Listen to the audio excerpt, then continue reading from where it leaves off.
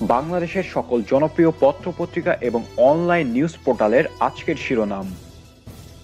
দৈনিক আমাদের সময়, প্রধানমন্ত্রীকে নিয়ে মিশরীয় লেখকের বই বাংলা অনুবাদ বইমেলায়। বিএনপির নেতাকর্মীরা দল ছাড়তে শুরু করেছে, বললেন ওবায়দুল কাদের। সেন্ট মার্টিনের ট্রলার ডুবিতে নিহত 1, নিখোঁজ 14। হারামজাদিকে যেন এটিএনের ত্রিসীমানায় না দেখি, পপিকে মাহফুজুর রহমান।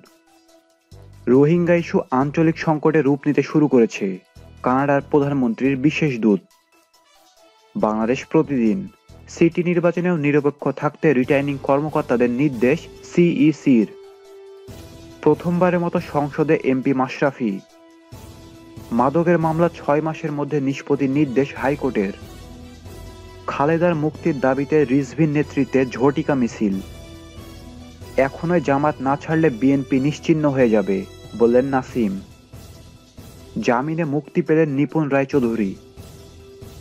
বাংলাদেশের পক্ষে সেলসম্যান হতে চাই, বললেন মার্কিন রাষ্ট্রদূত মিলার। রোহিঙ্গা ইস্যুতে বিশ্ব সম্প্রদায়কে বাংলাদেশের পাশে দাঁড়ানোর আহ্বান অ্যাঞ্জেলিনা জোলির। আল কায়দাকে অস্ত্র দিচ্ছে সৌদি আরব। মার্কিন সিদ্ধান্তের জবাবে নতুন ক্রুজ ক্ষেপণাস্ত্র বানাবে রাশিয়া। দৈনিক ইত্তেফাক, বাংলাদেশে হবে আইপিএলের 14 ম্যাচ। বিশ্ব ইজতেমা 4 দিনে, শুরু 15 ফেব্রুয়ারি। ঐক্যফ্রন্টের ঐক্য ছিল তেলে জলের মতো, বললেন আইনমন্ত্রী। পুত্রবধূকে বিয়ে করতে গিয়ে শ্বশুর কারাগারে। ঝুলে আছে মাদকের 1.5 লাখ মামলা। মোবাইল আনার অভিযোগে এসএসসি পরীক্ষা কেন্দ্র থেকে পরীক্ষার্থী সহ 6 পরিদর্শক বহিষ্কার। উপজেলা নির্বাচনে বিনা প্রতিদ্বন্দ্বিতায় যাওয়ার সুযোগ খুবই কম, বললেন ওবায়দুল কাদের। মিয়ানমারকে অবশ্যই রোহিঙ্গা ফিরিয়ে নিতে হবে, রোহিঙ্গা ক্যাম্প পরিদর্শন শেষে বললেন অ্যাঞ্জেলিনা জোলি। আরাকান আর্মি নিষিদ্ধ করল ফেসবুক, মুছে দিল তাদের সব গ্রুপ ও অ্যাকাউন্ট। 100 বছরে এমন বন্যা দেখেনি অস্ট্রেলিয়া, নিহত 2। প্রথম আলো, ঢাকা সিটিতেও সংসদ নির্বাচনের মতো ভোট চায় সিইসি। স্মার্টফোনে প্রশ্ন পাঠাতে গিয়ে আটক এসএসসি পরীক্ষার্থী। চা সিঙ্গাড়া নয়, ভাবুন বিশ্ববিদ্যালয়ের মান নিয়ে। ঢাকা বিশ্ববিদ্যালয়ের ভিসিকে উদ্দেশ্য করে সাবেক এক শিক্ষার্থী ও লেখিকা। পুলিশ যেন বিতর্কিত না হয়, টিআইবি। বিশ্বের অর্ধেক গরিব বাংলাদেশ সহ 5 দেশ, প্রথম আলো নিজস্ব প্রতিবেদন। বিএনপির অনেকেই পদত্যাগ করবেন, বললেন কাদের।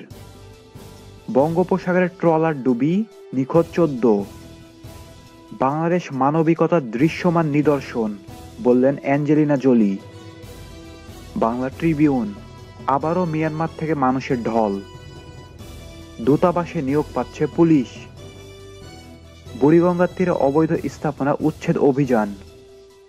ধর্ষকের বিচার চাইল নারী, পুলিশ বলল খারাপ মহিলা।